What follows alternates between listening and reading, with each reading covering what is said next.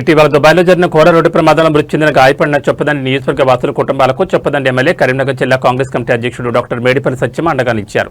మల్యాల మండలం తక్కలపల్లి గ్రామానికి చెందిన మృతుడు గోళ్లపల్లి తిరుపతి గౌడ్ కుటుంబ సభ్యులను పరామర్శించి 20,000 ఆర్థిక సాయం అందజేశారు. అలాగే దుబాయ్లోని రషీద్ ఆసుపత్రిలో చికిత్స పొందుతున్న ముచ్చెంపట్ గ్రామానికి చెందిన మహమ్మద్ సయ్యద్ కుటుంబాన్ని పరామర్శించి మరో 20,000 సాయం అందజేశారు.